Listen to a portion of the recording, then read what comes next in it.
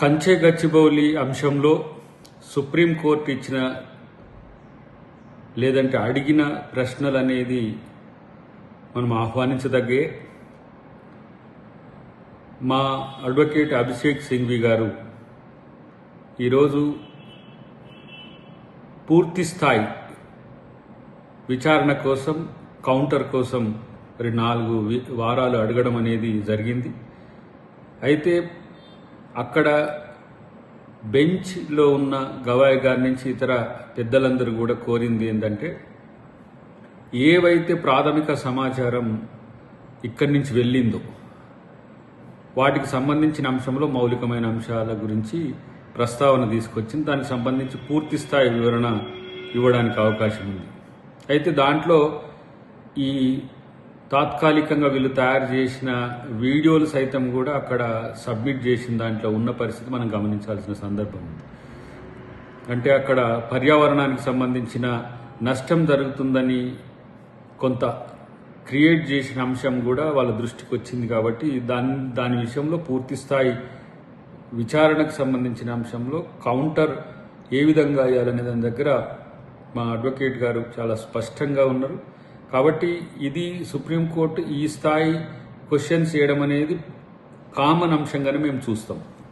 సాధికారిక కమిటీకి ఇచ్చిన సాక్ష్యాలలో అన్ని రకాల మిక్స్డ్గా ఉండే సాక్ష్యాలకు సంబంధించిన అంశంలు ఉన్నాయి. దాంట్లో వీళ్ళు క్రియేట్ చేసిన ఏఐ వీడియోస్ కూడా ఉండొచ్చు. కానీ ఇక్కడ అసలు సందర్భం ఏంటంటే, వాస్తవ పరిస్థితుల్ని రాష్ట్ర ప్రభుత్వం తరపున రేపు పూర్తి స్థాయిలో నివేదించిన తర్వాత వచ్చే లేదంటే సుప్రీంకోర్టు ఇచ్చే ఏదైతే తీర్పును దాన్ని బట్టే రాష్ట్ర ప్రభుత్వం నడుచుకుంటుంది. ఎందుకంటే అక్కడ ఐఎస్బి ఉంది, IIIT ఉంది, ఇదే సెంట్రల్ యూనివర్సిటీకి సంబంధించి అడ్మినిస్ట్రేటివ్ బిల్డింగ్స్ ఉన్నాయి, TNGOస్కు సంబంధించిన 134 ఎకరాల భూమి ఉంది. అవే కాకుండా ఏవైతే ప్రైవేట్ ప్రాపర్టీస్కి సంబంధించిన ఎవరైతే హై రైజ్ బిల్డింగ్స్ ఉన్నాయో వాటి అన్ని విషయాలు కూడా అక్కడ వాళ్ళకు వచ్చి ఉండవు. తర్వాత రాష్ట్ర ప్రభుత్వం ఆ భూమిని ఏ విధంగా ప్రొటెక్ట్ చేసింది ఇవన్నిటిని పక్కన పెట్టి ఓన్లీ పర్యావరణ పరిస్థితుల దృష్ట్యానే సుప్రీంకోర్టు ఈరోజు స్పందించింది. మిగతా టైటిల్ ఇష్యూస్లో కానీ లేకపోతే భూమి ఎవరిది అనే అంశంలో కానీ దాన్ని ఇప్పటివరకు మేము దాన్ని పట్టించుకోమనే దిశగా వాళ్ళు చెప్పినట్టుగా మనం వింటున్నాం. కాబట్టి పూర్తి స్థాయి విచారణ వచ్చేంత వరకు రాష్ట్ర ప్రభుత్వం సుప్రీంకోర్టుకు వివిధ రకాల సమాచారాన్ని చేరవేయడం జరుగుతుంది. ఆ 400 ఎకరాల్లో 100 ఎకరాలు ఈరోజు జేసీబీలు వచ్చి పనిచేయడాన్ని వీళ్ళు ఇచ్చిన సమాచారంలో బుల్డోజర్లను ఇవ్వడం జరిగింది.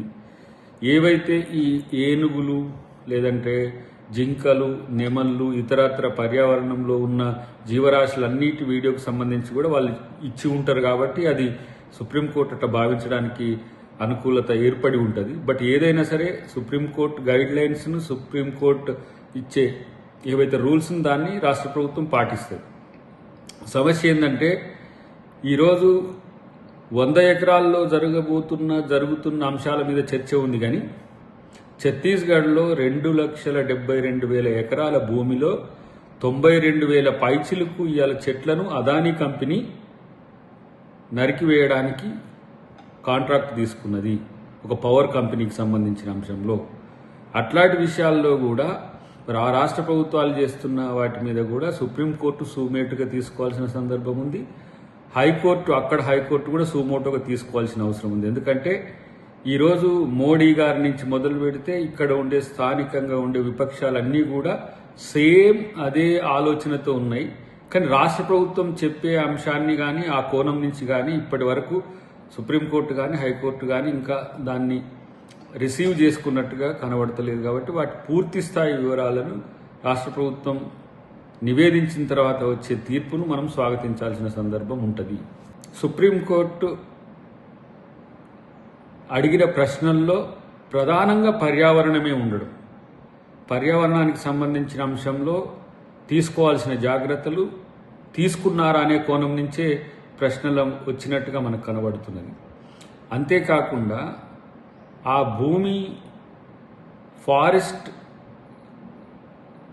అవసరాలకు వినియోగించినట్టుగానో ఫారెస్ట్ లాంటిది అక్కడ ఉన్నట్టుగాను ఇప్పుడు నివేదిక వీళ్ళు ఇచ్చిన సాధికారిక కమిటీ ఇచ్చిన నివేదిక ఉండి ఉంటుంది కాబట్టి దానికి సంబంధించిన అంశంలో సుప్రీంకోర్టు ఆ వ్యాఖ్యలు చేసి ఉంటుంది. కానీ అక్కడనే నిర్మించబడ్డ ఇతర భవనాల గురించి వాళ్ళు పట్టించుకోరు. ఎందుకంటే ఆల్రెడీ అక్కడ పర్మిషన్స్ వచ్చిన సందర్భము వాళ్ళందరికీ తెలియదు. ఎందుకంటే హెచ్సియు బిల్డింగే దాదాపు 134 ఎకరాల పరిధిలో ఉన్నది అనేది మనకున్న సమాచారం. అక్కడున్న వన్యప్రాణులకు సంబంధించి ఆ రోజు అన్ని ప్రభుత్వాలు కేర్ తీసుకొని పర్మిషన్స్ ఇచ్చింది. ఇన్ని రకాలు ఇప్పుడు IIIT లేకపోతే టీఎన్జిఓస్ బిల్డింగ్స్ కానీ లేదంటే ఐఎస్బి కానీ ఈ కంపెనీస్ అన్నీ కూడా చుట్టుపక్కల ఉన్న వాటి విషయంలో సమాచారం లేకుండడం వల్లనే.